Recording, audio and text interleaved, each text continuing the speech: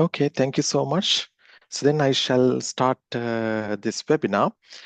Okay, so good afternoon, Sri Lanka, and good evening, New Zealand, and also everyone joining globally to this webinar.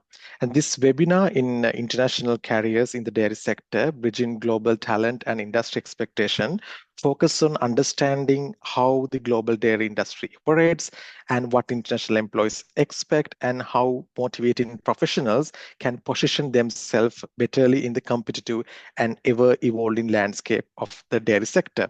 So this webinar is organized by DairyNex, which is a leading dairy training platform that is providing online dairy training to the professionals as well as anyone who is intended to excel in the dairy sector. So therefore, please follow DairyNex if you are interested in understanding more about these concepts. And before proceeding to the DairyNex second webinar, I would like to present some housekeeping rules. This webinar will be run approximately 60 minutes and 1 hour. And then I will open with a short presentation, followed by some questions and answer sessions with our experts who are present here, which I will shortly introduce. And then please respect to the time and allow some space for discussions and constructive criticisms as well. And keep microphones muted whenever you are not speaking, and cameras are optional. If you would like to, you can switch on the camera while you want to talk. And then you can post any questions to the chat box where I will pick questions accordingly if we have many questions. So I will prioritize questions and put those questions towards our expert panel members. And we will address those questions that comes along the webinar during the Q&A session. And as mentioned earlier by Mr. Nishant, this session will be recorded and the recordings will be available in the DairyNex WhatsApp group as well as DairyNex YouTube, and which you can watch and entertain later. And I all respect your respectful and professional communication that you would exert in this webinar. So with that, I would like to introduce our esteemed panelist today, Ms. Kylie Leonard from Terra Cooperatives Council, and then Dr. Sanjeeva De Silva, dairy expert from Australia, and Ricard Malknit from dairy practitioner in New Zealand. And Mr. Sanjeeva Karunaratne was supposed to participate, but for unavoidable reason, he's not today with us. And I'm myself, Dr. Hastapriya Shanta. I'm a senior lecturer attached to the Department of Animal Science at Faculty of Agriculture, University of Ruhuna. And my academic background, I have academic background towards dairy science and technology, specialized towards dairy products, and through my undergraduate research, postgraduate research, etc. And professionally, I have worked as a milk quality expert at the Swedish Dairy Farmers Federation, where I involved in national level quality systems in Sweden and then industrial standards. I also served as the Swedish National Secretary to the International Dairy Federation, engaging in global coordination and policy discussions. And these experiences have allowed me to view dairy not just as a scientific perspective, but also from an international perspective and workforce perspective, which brings me here as a moderator for this session. And this dairy sector is today is very deeply globalized. Production, processing, trade, technology, and all these interconnected sectors are interconnected across different continents. And countries such as New Zealand, Netherlands, Ireland, United States, and some part of Europe are highly competitive in dairy sector that operate on efficiency, innovation, and strict quality control standards. This global integration creates opportunities, but also it raised the bar for the workforce readiness. Therefore, dairy sector today extend far beyond traditional farm roles. They involve digital herd monitoring, sustainability reporting, international trade compliance, advanced processing technologies, etc. So the modern dairy professionals must combine science, data literacy, and business understanding to perform well in the dairy sector.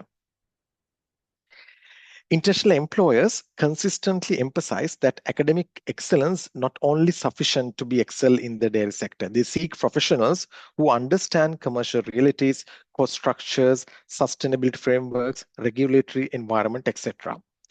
And equally important about interpersonal skills like communication skills, adaptability, ability to work effectively, and to be able to function in a multicultural teams.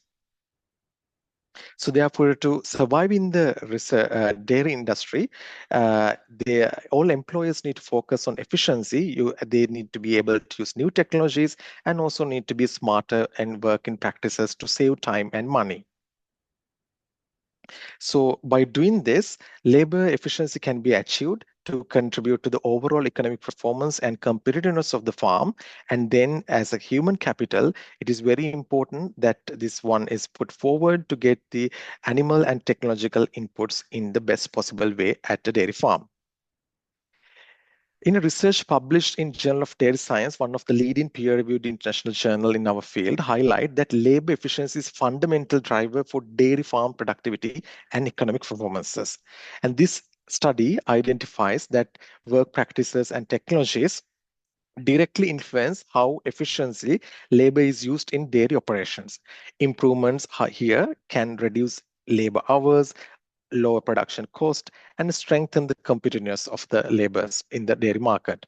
All in all, which contribute to the modern dairy sector's successfulness. So this scientific insight understand and highlight the importance of human capital and their skill landscape and practices that is useful in the dairy sector.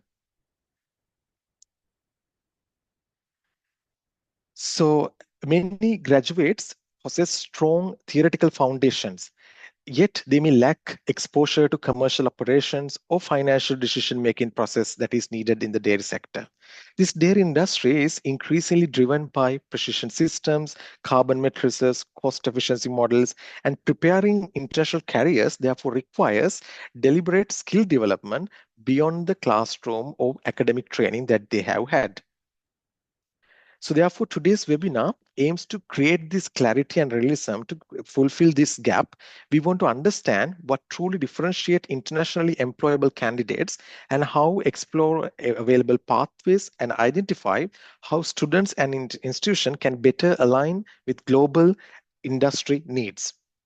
So therefore, this session is intended to be constructive, practical, and forward-looking.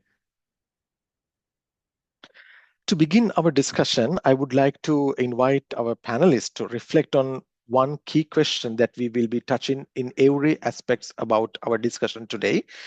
So what truly differentiates a locally qualified graduate from one who is internationally employable, and what kind of skills and what kind of qualities are they looking for when it comes to the international employability in the dairy sector?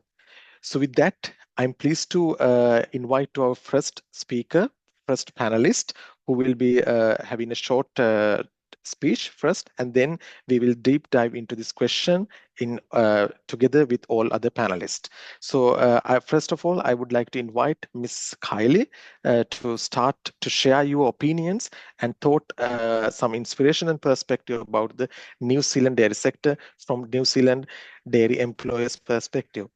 Over to you, Ms. Kylie. Thank you so much. I think you've covered off what I was intending to say earlier. I think to the question that you've asked, what we are looking for is people to be able to use their ingenuity. So beyond what the task is, if there is something else that appears in front of them when they're given instruction and asked to do something, that being able to adapt and to be able to take that new thing on board as they go is certainly something we're looking for in New Zealand. Mhm. Yes, thank you. Are there anything that you would like to add, Ricard, for this question? What truly employable graduate or employable, internationally employable person should have? Well, look, so first of all, we want the same, we want the same skills and attributes in our internationally hired staff as we do for our locally hired staff. The problem for us in New Zealand is that we don't have enough New Zealanders who have the skills that we require in order to run our dairy industry, and so we need people who can work hard, apply themselves, turn up every day.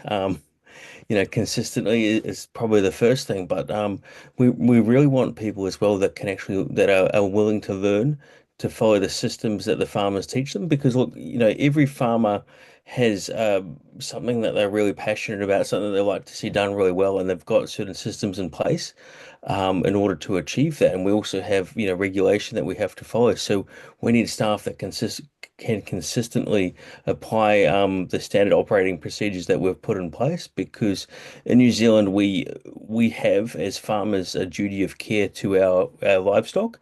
We have a duty of care to our environment and a duty of care to our people. And it's really, really important that our staff can exercise those duties of care every day of the year that they are working.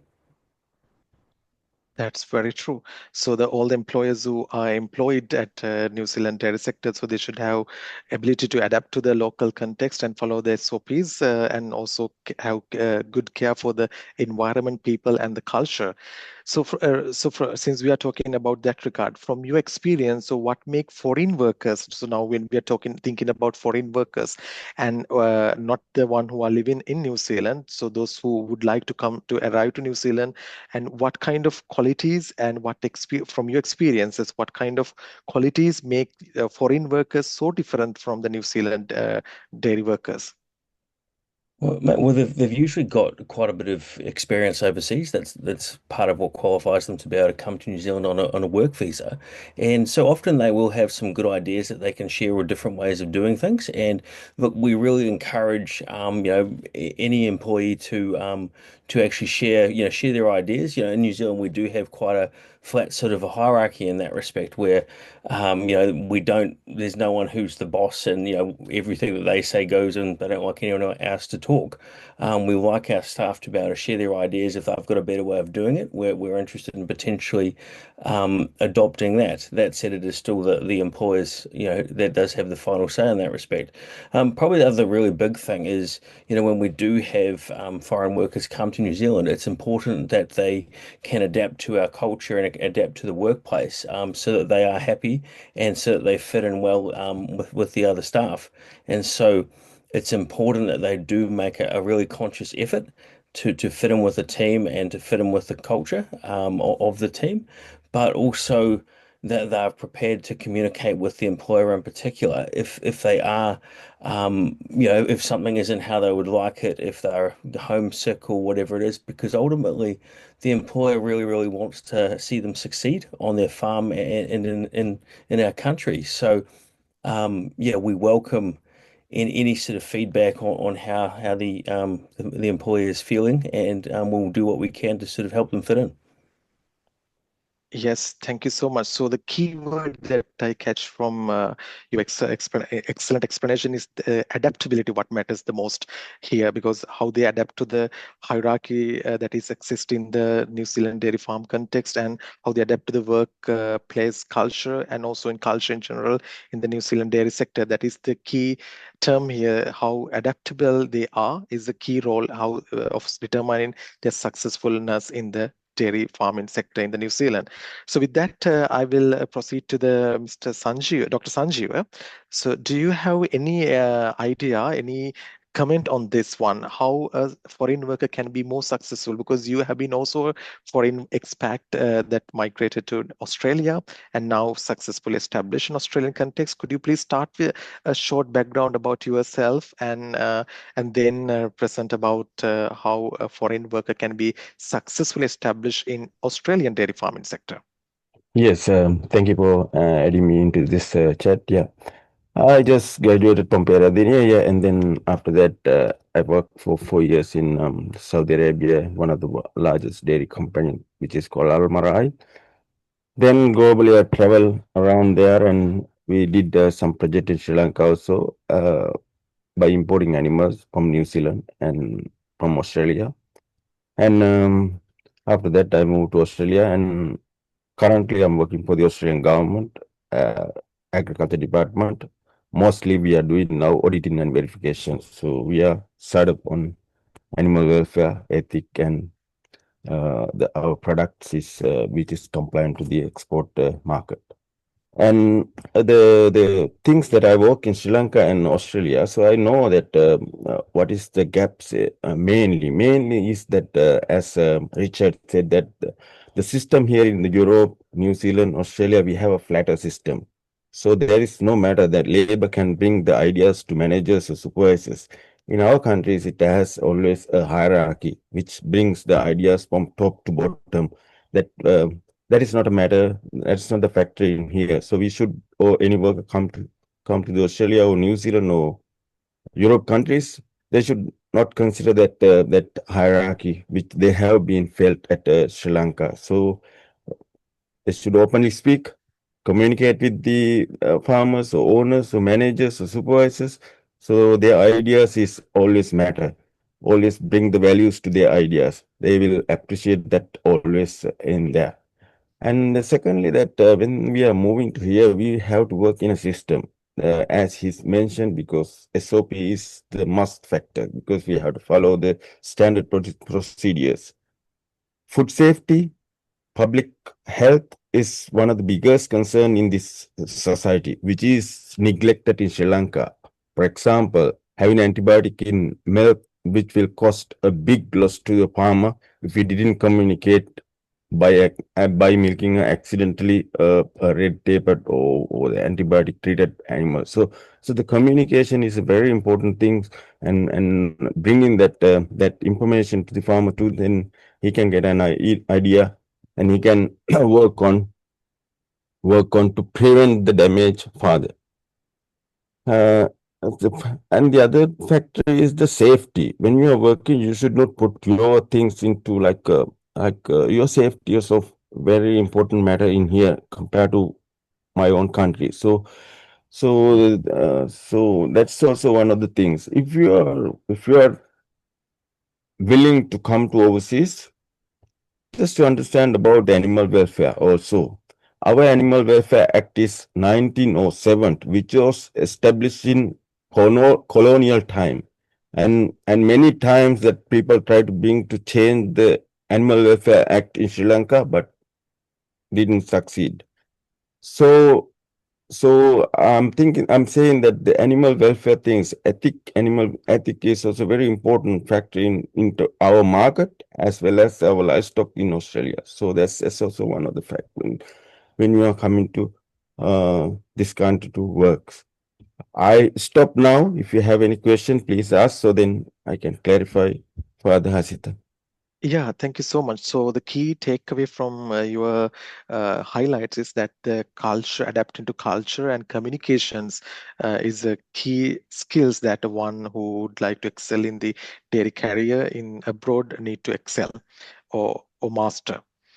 So with that, I would like to ask, since we have been talking about the Australian context, how do workplace expectation, for example, punctuality, communication, teamwork, differ from your own experiences from Sri Lanka as well as your experiences in Australia? How do these things differ between two countries where two extreme different production systems and different management systems exists in these two dairy landscapes? Mhm. Australia is a huge country and diverse climate in here. Tasmania, which is very similar to the New Zealand conditions, which is a pasture base, and the animals are mostly on grazing and milking on a rotary or the herringbone parlor. But there are some parts of the Australia which I served 7 years, Australian Fresh Milk Holding Company. They had two farms. One is 7,000 cow unit. One is 5,000 cow unit, which they are practicing like what we were doing at Saudi Arabia, like in Almarai. So cut and feed, TMR, precise nutrition, getting maximum out of cow, like 45 liters a day, milking 3 times a day, working 24 hours. So if you are working in a small farm, you have to bring all these skills. But if you're working in a big farm, that you need to bring a one skill, like maybe breeding, maybe a health man, maybe a trimmer. So you specify onto your job. So you do that job. But if you're working in a small farm, like 300 cow units, so you have to bring every skills like carving, breeding. So all these skills matter to the farmer. So yeah, I don't know what you're going to have, but what you have also, you have to serve. Like if you are working in a big sector, so you will be specified in one area. So you have to bring that skill like in a advanced level. Like for example, if you are trimming a hoof, you just cannot trim a hoof like in a normal way. You have to do very precisely, very accurately on that. So that especially when they're hiring, also they try to get people who have experience, like in Saudi Arabia. So they try to hire the people. Communication is also important thing, but again that there are many ways of we can communicate. One is body language. Second thing is we can write. We can send message. We can organize ourselves, our message when we present to the owner or the organization. So we can organize our idea and bring to him and show with the data, so analyze. So it's in different ways. Yes, Hansito. Exactly. So that is a very interesting point that Dr. Sanjay, you highlighted the experience, the whatever take with that particular candidate in their basket, what matters. Either they come from Sri Lanka or have some experience abroad, and how they adapt and how they apply their experiences in the Australian specific context or New Zealand specific context, that matters a lot about their adaptability and how they apply the experience. With that, your thoughts, I would also like to ask from Kylie, how do you think these workplace expectations differ from people coming from different countries? Because you have experiences, both Ricard and you have experienced work with different cultures, different people coming from different countries. Have you seen such differences? Because knowing such differences would be also beneficial for us to understand how these different multicultural teams should function in a way. So therefore, I would like to ask from you, Kylie, first, how do these workplace expectations like punctuality, communication, teamwork skills differ between different cultures or different international employers that you have worked with? Do you have any examples to share? I do have a number. We are a very flat hierarchy. So within New Zealand, you will often be working alongside your employer. You'll be working as part of a team. So it's not instructions down. It's very muchly working alongside. While we look for skills and attributes that are shared with us at the time of application, it is also our experience has been people coming from overseas. It takes them a long time to share the other skills that they have, so that they apply for the position sharing the skills that they believe that we want to know about, which is great. But often it's the other skills that have been gathered that are very appreciated over time. The data gathering, the recording of data is not something during the day that New Zealand farmers are always good at as they go along during the day. I have always been very impressed with our team on farm that have come from overseas and have done work in the likes of Saudi Arabia, who have been able to share precise information that they've recorded at the time that they've observed something, and that has been really appreciated. I think a difference with working in New Zealand, when we say you're part of the team, it's like being part of the family, and that is quite a cultural change. So we value the members on our farm the same as we value our family members. And I think that's just a difference, is that that caring that is in both directions. We care for them and they care for us, and that really matters for us as employers in New Zealand. So sometimes these international employers also become a part of the family in the family-run businesses. So therefore, integration, understanding the culture, respecting to the values of the New Zealand system is therefore key to well integrating into the systems. That's what I understood from your highlights. Are there any points that you would like to add, Ricard? Yeah, look, I certainly agree with what Kylie said. Probably what I'd add is it's incredibly important that, when we are bringing a lot of different cultures together, that they actually seek to understand each other. Because, one of the things I learned quite early on, when we hired some foreign staff, is that some things that I did just as my normal mannerisms and my way of speaking and acting, they actually found to be a little bit offensive at times, which was a real surprise to me, just because in their culture you wouldn't normally do something a certain way if you wanted someone to come and see you, or whatever it was, and vice versa. So there was actually a bit of a period where we actually had to understand each other, and I had to understand what something might mean to them, and they had to also understand that, the way I wasn't trying to come across the way that they thought I was, and vice versa, because there were a few things that they were doing that I sort of took as being like they didn't really want to do, perform a job, and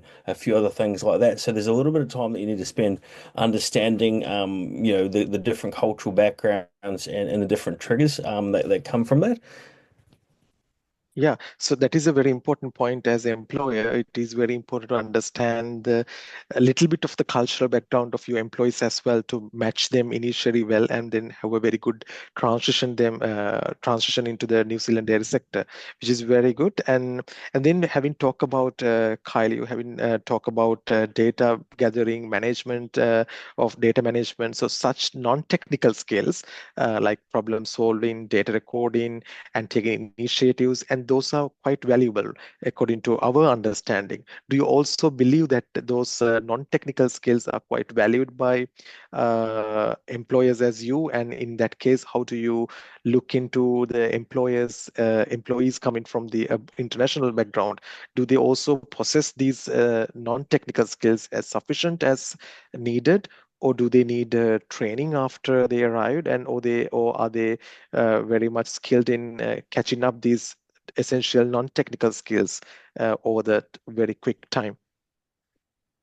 Depends on the size of the farm that people arrive in New Zealand. So we have a lot of smaller farms in New Zealand compared to the likes of Saudi Arabia. So we're looking for people that have technical skills and non-technical skills. So from the definition that you gave, I guess we look initially for people starting with the non-technical skills. If they can prove those non-technical skills, then we can trust the more technical skills, because there's different definitions of technical skills across the globe. So by proving the capability and capacity for the non-technical skills, it then builds our trust and our ability to believe in the technical skills and to enable that trust. So, an example, we had a staff member from overseas who came to us with very, very good non-technical skills. And then he shared that he had been an artificial insemination technician in Saudi Arabia. So after 3 years of him being with us on our farm, we allowed him to take on that technical role. But if we didn't have trust in his ability for the non-technical roles and fitting into our system and being part of our team, we may not have afforded the trust in him in the next step. I hope that makes sense. Yeah. So in a way, these non-technical skills like problem solving and taking initiatives are going hand in hand with the technical skills later on. So that is the key takeaway from your highlight. So now we have had some very interesting discussions about what international employers look like, how different skills are needed, and we are also very much interested in understanding how a typical day at your work look like. Can you please start to say very shortly how a typical day at your work look like in a very briefly? First, we start with Kylie, and then we take the turns. Okay.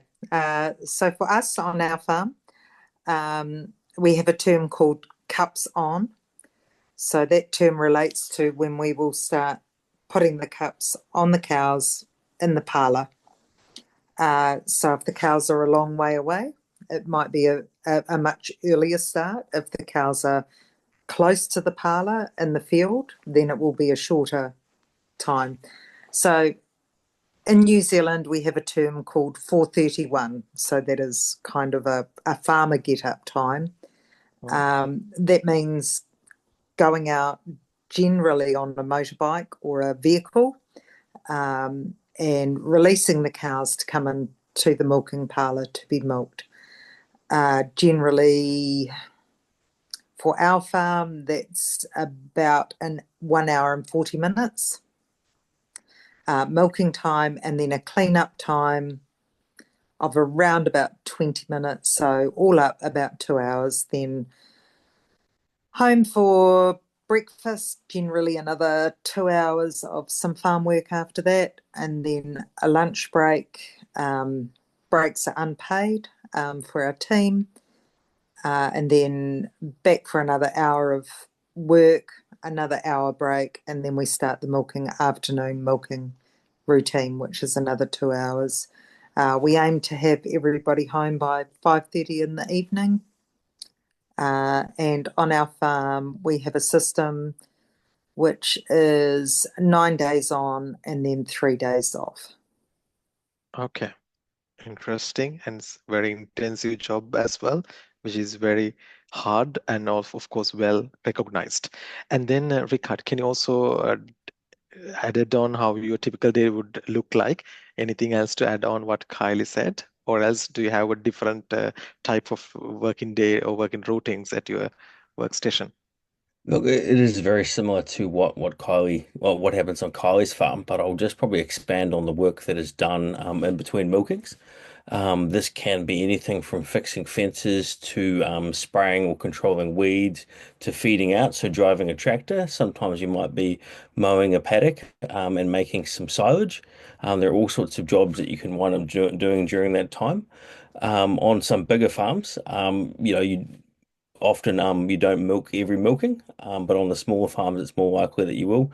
There are lots of different roster systems that are used in New Zealand. It's usually just to try and fit the staffing requirements and the management of the farm. Kylie said that she does, what was it, 9 days on, 3 days off. We do 6 days on, 2 days off on our farm at the moment. We've done 5 days on, 2 days off in the past. And when I first started dairy farming 20 years ago, I did every third weekend off, so 19 days on, 2 days off. So I'm pleased I don't do that anymore. I can't imagine that happening in New Zealand anymore. Very interesting. So now let's move to the Dr. Sanjeeva. How do you say about your typical day at work? Not now. I will tell the previously what I Yeah, did at farm. Yeah. yeah. It was a 5,000 cow unit. So we were milking 3 times a day, every 8 hours, and 24 hours milking. And the milkers are working like 8 hour shift. So some people has some extended hours also if they want extra cash, so they can drag on another 4 hours and like that of things. And once a day breeding, every day breeding. So we have a target of how many cows should be open, how many cows should be bred at, and we use this a lot of synchronization programs. The recent one we use is G6G programs, and we have a consultant from America. He's a Scott Abbott, and he's visiting farm every 3 months and giving advices worldwide. Sire is our breeding partner, so they also come and give the advices to us. And we did some embryos also on Friday, especially few embryos, which is expensive. So we did it only the good cows. And then what else? One hoof trimmer is there. He's come and he's doing him trimming. So we have given him target that prior to the dry off, have to be trimmed certain number of animals, and no animal with long hooves when they after calving. And we don't want to see in the shed that with long hooves or lame cows. We want the animal to be fit and eating as much as they can when we put in front of them. And our feeding intake is monitored very closely. And if there is change, so then we do adjustments. 5 times a day feeding TMR wagons. Very early morning we start because in Victoria we have certain high temperature, also certain months. So we start very early in the day to get the maximize the feed intake, which is less heat stress at that time. So they tend to eat more feed than in the day. What else? So the health man. So we have several health people.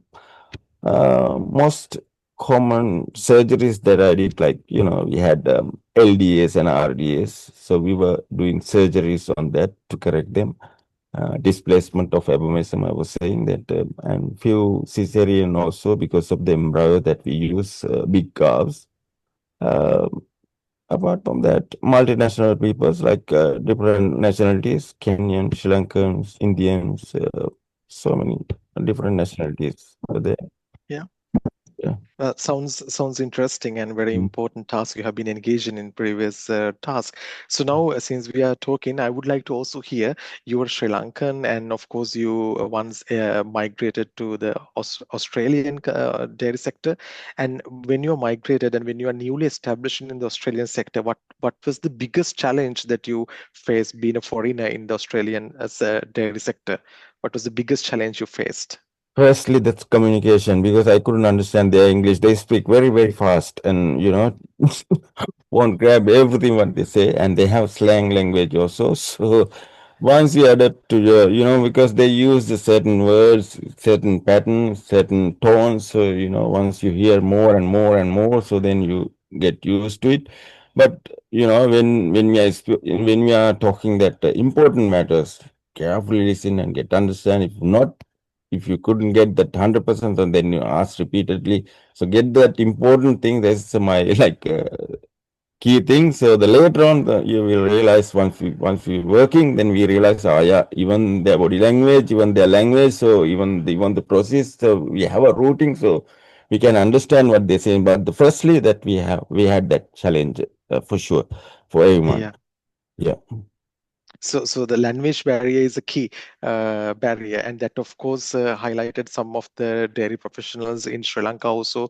They have this barrier, language barrier, and that barrier can be of course overcome by participating in the dairy training, online dairy training that the DairyNex is providing, so they can take more courses and understanding about the dairy sector through this moduled courses offered through the DairyNex, so they can overcome some of the technical difficulties that they may face, but still they have to utilize and use them in the practice to understand more about context specific discussions and chats. So that is very important that you highlighted the communication and the language is one of the biggest challenge you faced. And let's put that question to our other side of the equation, who are the employers. So Ricard and Kylie, so do you also see language as a barrier that you see at the beginning of at the initiation phase of the international workers that is arriving to the dairy farms? How do you cope up with the people who are coming with the international background but still they have language barrier, but they can be excellent in dairy practices? They might have super good practices and technical skills, but they might not be as good as a native speaker to communicate and to express their ideas very well. How do you cope up with such situations? Are there any strategies that you adapt, like body languages or whatsoever? So please elaborate on that. So one thing I've come to learn is to ask our team to repeat back to me what I expect them to do for a task. Because generally when I will give instructions, they will say, yes, yes, yes, and they'll nod. And for me, in New Zealand culture, that means that they understand. But often I find that initially they don't understand. So then I will say, please tell me what you are going to go and do now. And then I can identify what they haven't understood before they go and try and do the job. Something else that I've found challenging initially when we have people on farm who have not long been in New Zealand is they they get upset if something has gone wrong. And I would prefer to know if something has gone wrong, because then we can fix it together. So we heard before our colleague mention about antibiotics in milk and things like that. So should something like that happen and you find out straight away, the situation can be dealt with a minimal outcome. But if people don't share what has happened honestly, and as soon as they can, it can have some very serious consequence. And I think understanding that in a different country is very important. I'm sure Richard will have something else to add there. Richard, do you have anything else to add? So that is very important what Kylie highlighted. So just to follow up, if the your employee decode your message very well and asking back questions and then following it up would be a good strategy. Richard, do you have anything else to add on? Well, I think it's very, very important at the start to be patient with one another, because although we're both trying to speak English, we both speak it differently, and so we have to slow down and speak slowly, like both of us, and really attempt to communicate. Just like Kylie said, I have experience of thinking I have communicated the instructions for the day really well, and everyone said that they understand, and then I've watched them go in the wrong direction. So and had to sort of say, come back, okay, we'll try and explain this again, and talk through it. So completely agree with what Kylie said. For me, it was about getting my staff to actually repeat what they think they've heard and what they're then going to do. And so we just make sure we take the time to do that until, but basically until we're both comfortable that we're communicating really well. Thank you. So let's imagine that you are going to hire an ideal employee to your dairy farm. And what set of skills do you wish all foreign workers to have before they come in to start work in your farm? So let's do a hypothetical employee. And if that hypothetical employee would come to your farm, what set of skills do you wish to have with them when they come in and start in work at your farm? Are there any specific skills that you wish to have with them that may be lacking at the moment, or maybe you just need to keep them uh, different skills that you already have in? So the absolute skill I would like to have in any staff member is a desire to learn and a desire to treat the farm as though it's their own, um, and a desire to fit in on the farm and be productive. So that's more of an attribute than a skill, I suppose. If you have the right attitude, though, you can teach them anything. Has always been sort of my mantra in that respect. But look, it's always useful if someone has some skills with dealing with livestock, if they can be safe around cattle. As has been said, health and safety is incredibly important to us, and I think I said earlier, animal welfare is as well. So any skills along those lines are great. Skills with motorbikes and tractors are useful as well. But like I said, we can teach anything that we need to, if we have the right attitude. Yeah, so the attitude that matters a lot here to get on to the business very well and integrate into the dairy farming very well. Um, and are there any, like talking about skill landscape? Some people do not have that particular skill, but they might be better in different things. So do you have any support systems at the very beginning of supporting the newly employed persons to the dairy farm in terms of supporting for them to adapt different other set of skills if they don't have such? Are there any So support systems for new hires?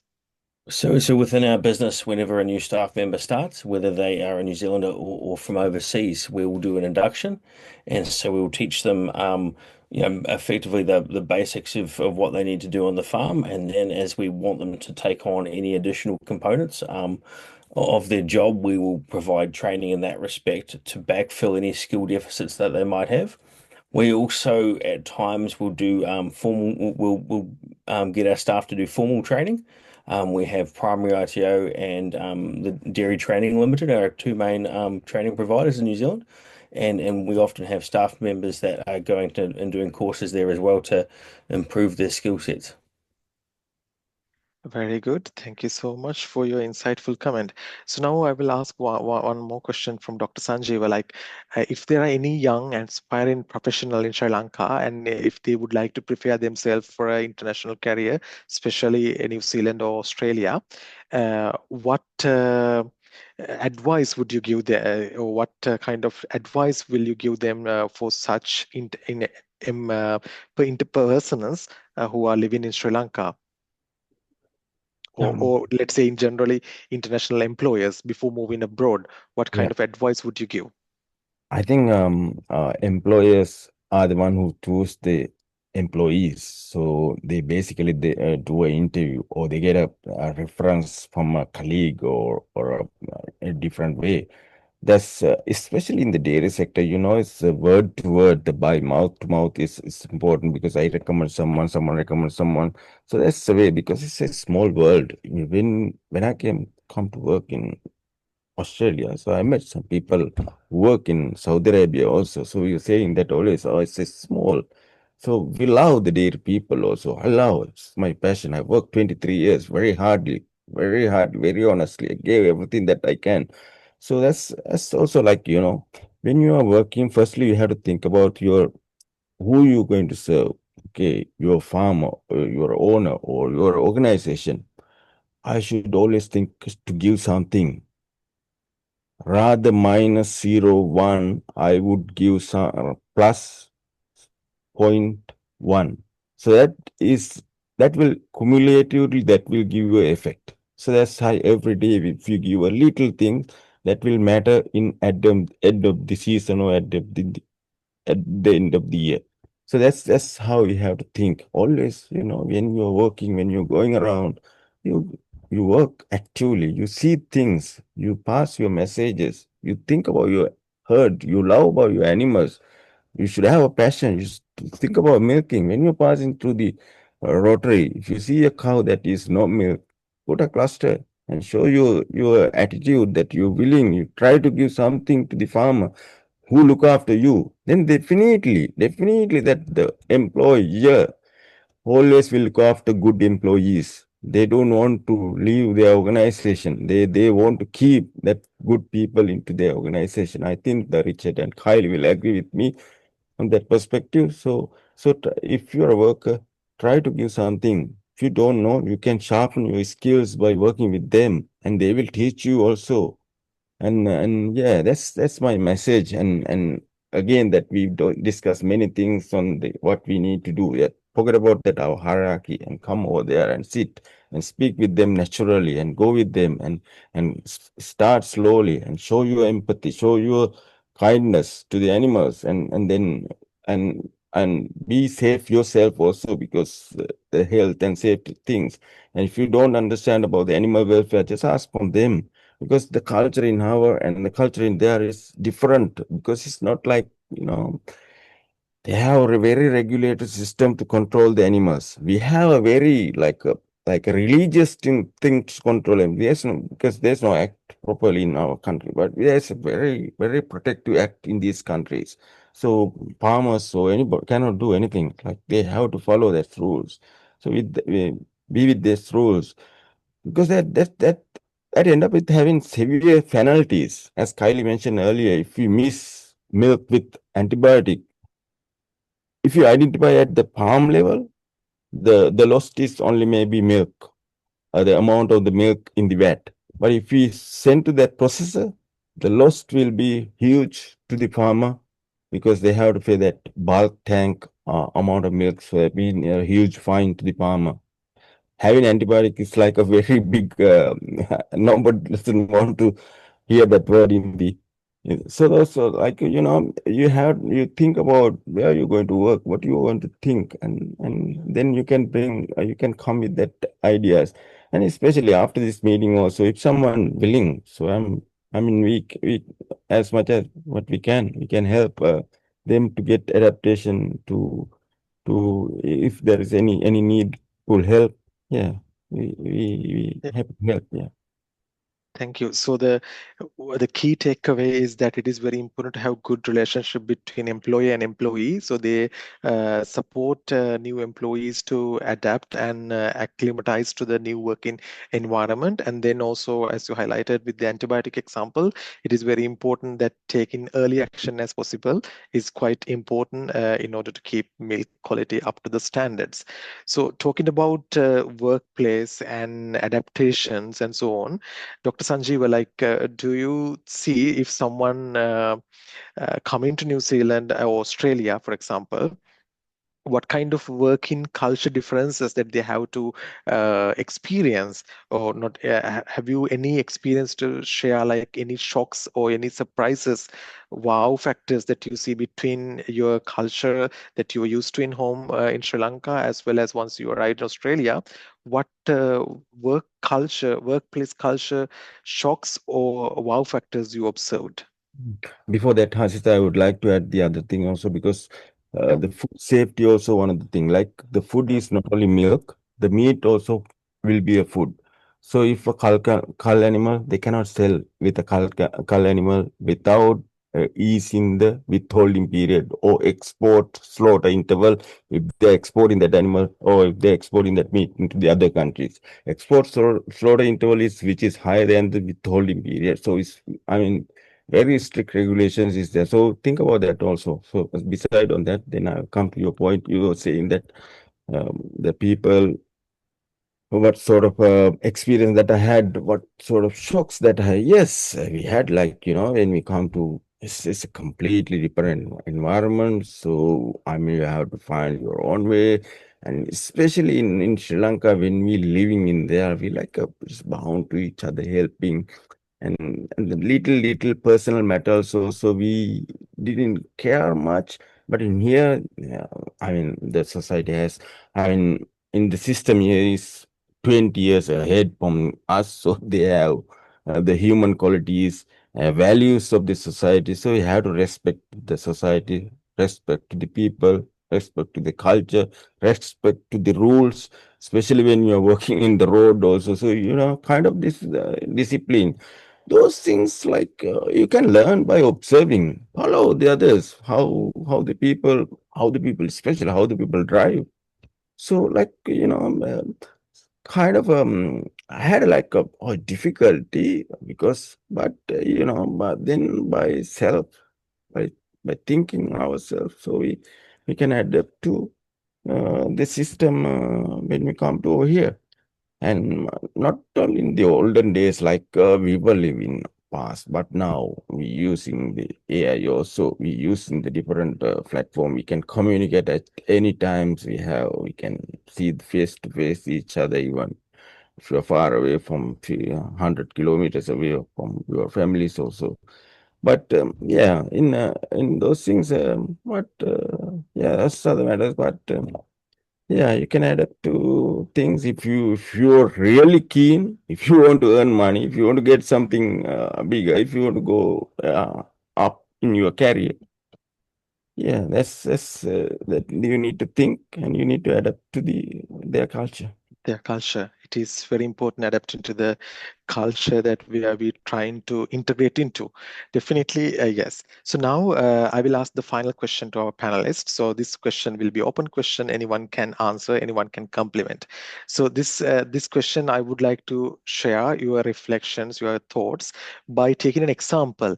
Like, can you tell us a good employee or any employee that would have make a mistake or a foreign worker mistake of a foreign worker, and if it's a good example, can you elaborate what was good about him or her in your farm, what makes him or her standing out from other employees, and if it was a mistake of a foreign worker or whatsoever, how could that have been avoided?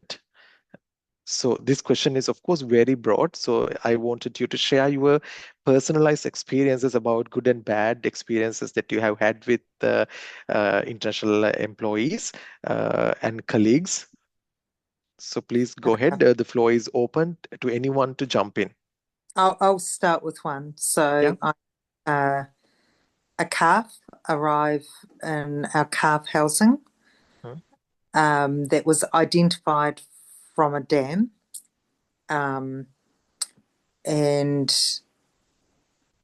I was fairly unconfident that that was the dam, that it was a correct match, and so our team member had taken the information from somebody else, it turned out, and they gave me that information. I questioned and I was told, no, that information was correct. And then they left and then they came back and said, I'm sorry, I've given you the wrong information. So they were honest, they owned their mistake, and they came back and we were able to work together as a team and we fixed the mistake together. If they had not have done that, then I might have kept a calf as a replacement for a herd that I didn't want to keep. So I really appreciated their honesty. An example of a staff member doing something very, very good was in the milking parlour. There was, we use automatic cup removers, and there was a younger cow that had kicked off a set of cups, and it appeared like the automatic cup removers had come off. I'd not long come in, and one of our team members said, I'm fairly sure this cow hasn't milked out properly. I'm going to draft her and sent her around to the yards again to come back into the milking parlour. And he was absolutely correct. He believed in himself and he took a risk because it could have been viewed either way. And I was very impressed that he had the courage to speak and to say, I'm fairly sure I'm correct. I haven't seen, but my feeling is and my opinion is, and I really appreciated that. So those are my two examples. Thank you for sharing those two valuable examples. Ricard, over to you. If you Yeah, look, I'll give you an example. Actually, the first foreign worker that I ever hired had been working for us for about 2 weeks when our other employee who was a New Zealander who had been working for us for 2 years was he injured himself off farm and was away for about a month. And Leo, our foreign worker, initially I had to step in and was, giving lots of instructions about do this and do that. And then one day I looked up and Leo was doing a whole lot of little jobs that he just had learnt needed to be done, and I didn't need to actually be telling him to do them. He was just using his initiative. He knew exactly what had to happen during the day and he'd just start doing it before I had to ask him to do it. And that was great. It just took a lot of pressure off me because I still had my other job to do at the same time as trying to fill in for my staff member who was away. And Leo was using his initiative. He'd learnt the farm system, knew what had to happen. I didn't need to ask. I didn't need to worry about it. I could just, support him realistically, and that was awesome. Thank you for sharing. Dr. Sanju, do you have any experience to share from your colleagues or Yeah, I would like to say that there's no perfect man in the world. If somebody says I'm perfect, that's the stupid man in the world, I would say. And then based on that, our animals was on concrete all the time. So handling is very important for us. Otherwise, we get a downer cows, slip cows, injuries that I hate because it's hard to fix when they got stifle or when they got paralysis.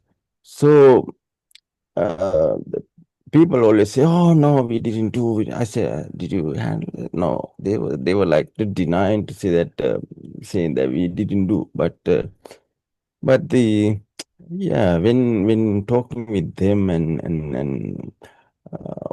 and if there's no punishment to them, especially we ask if to educate them more and or to do something else that we are looking not to have repeated things. The one thing we saw, then we don't want to see the repeated thing. If we know that employees did, so then we can work with him in a different way to avoid in the next incidents. So Yeah, the people always, but yeah, some people are honest, so they come and they say that yeah, sometimes it's very valuable animals. Like if I say some animals like 60, 70,000 dollars to those animals we save to plus the embryos to get spoliation. And yeah, that sort of animals also with us, and something happened to those animals. Everyone is scared, but yeah, honest opinion, bringing them, we can train them not to happen in next incidents here. Yes, thank you for sharing excellent opinions and excellent experiences from your own perspectives as well, from working in dairy farms or working for dairy farms in New Zealand and Australia. So, with that, I am going to end my question and answer sessions. But now I will turn to our audience if there are any questions that they do have. And of course, here I would like to remind for the audience that if you have any questions, you can unmute yourself and speak. And here the language is not a barrier, and we do understand Sinhala and English. And if you want to raise your question to the international speakers, the New Zealanders, so I'm here to assist you in translating that question. So therefore, language is not a barrier here if you have any questions that you would like to raise. While there are questions coming to me verbally, I will turn to chat box here, and we have a question from Professor Janak Vidanaji, so I will speak that loud.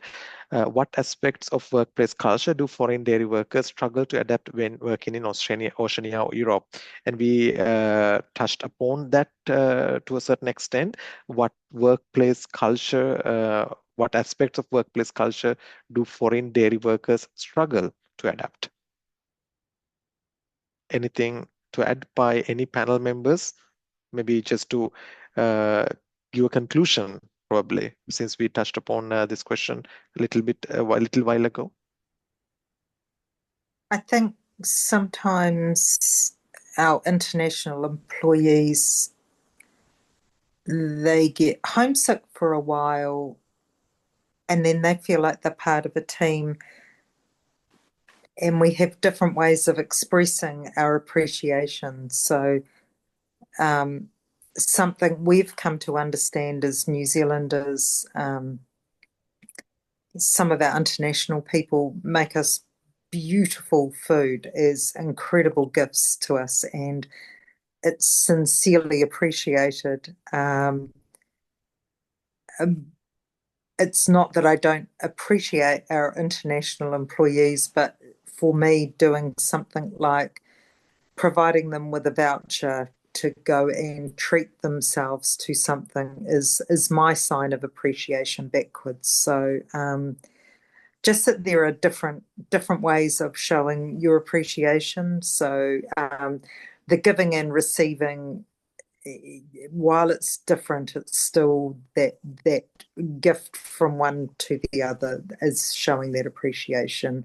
But what the actual gift might be or what the gift looks like can be different culturally. Thank you so much. So then I will move to the next question. Someone has asked about working in Ireland, probably.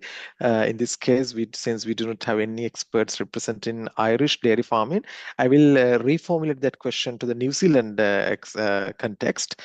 So this person has worked in Sri Lankan dairy farm, one of the leading dairy farm in Sri Lanka, with using high and advanced technologies, which is almost equal to the New Zealand context, and we usually say little New Zealand in our Sri Lanka as well, because that's look exactly or a little bit identical to the New Zealand context. You will be surprised if you visit Sri Lanka to see a little New Zealand in up country in Sri Lanka.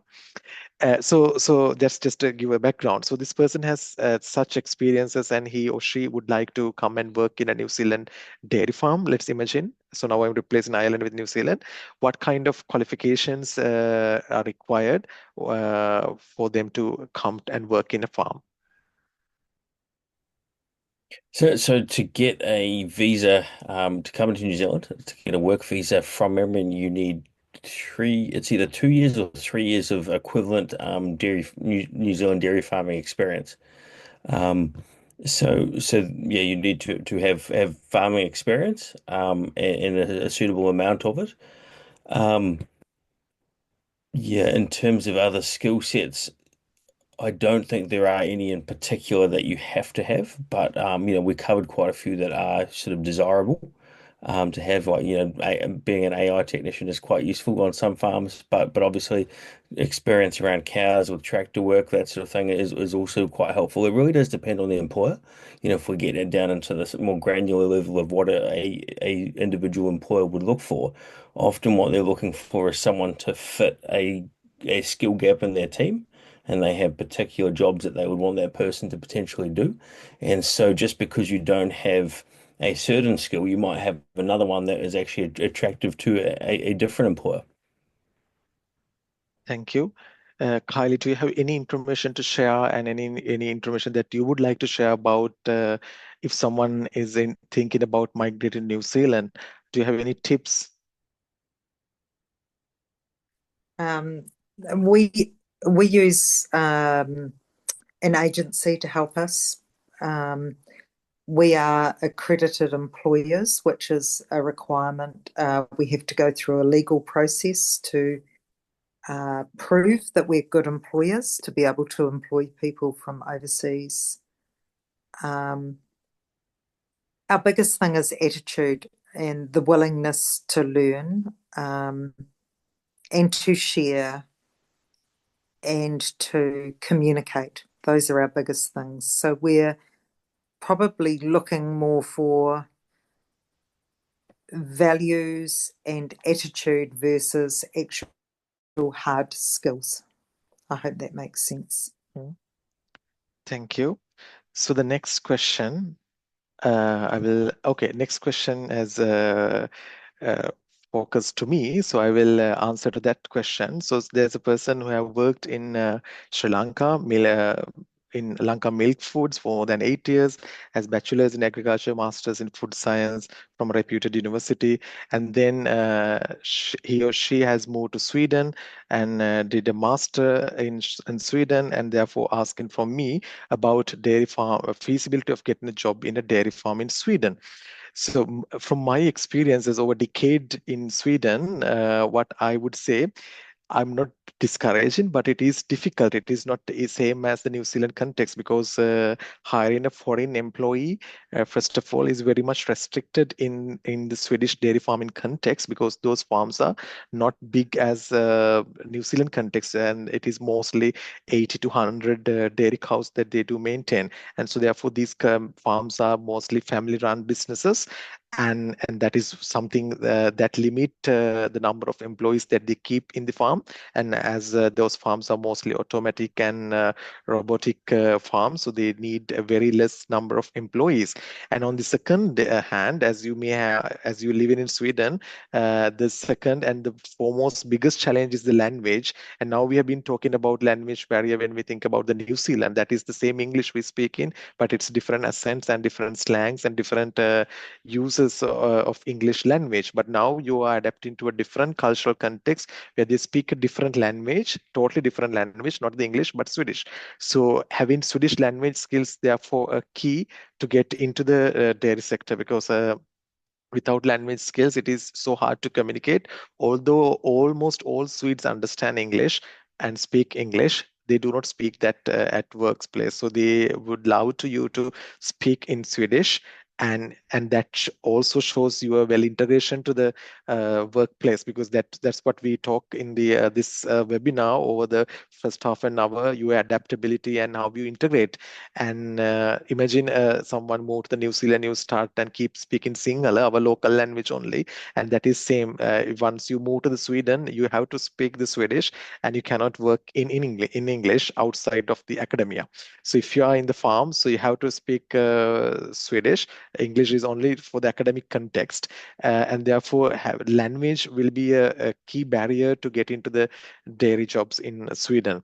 But since now you are in Sweden, so therefore that make it easier for you to master your language skills. And also since you are in Sweden, the migration rules is quite easier because if you apply from outside of Europe, it is so hard to get a unskilled job or skilled job because first of all they look at if there are employees available in the Swedish market, and if not in the European market, and then it opens up to the whole world. So that limitation applies when you are applying from abroad.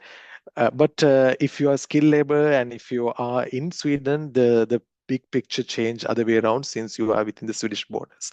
So that is my answer, so to say, when you are hiring. So this session has been quite inspiring and a very much insightful session. And I also learned a lot to understand how the international dairy workers landscape look like. So thank you so much for enlightening us with interesting information and giving us more insightful thoughts. Thank you so much. Once again, I thank you, DairyNex, for hosting this webinar. And finally, I thank all the participants who joined today for this session. Thank you so much. Have a nice day. Thank you very much. Thank you. Thank you, everyone. Thank you.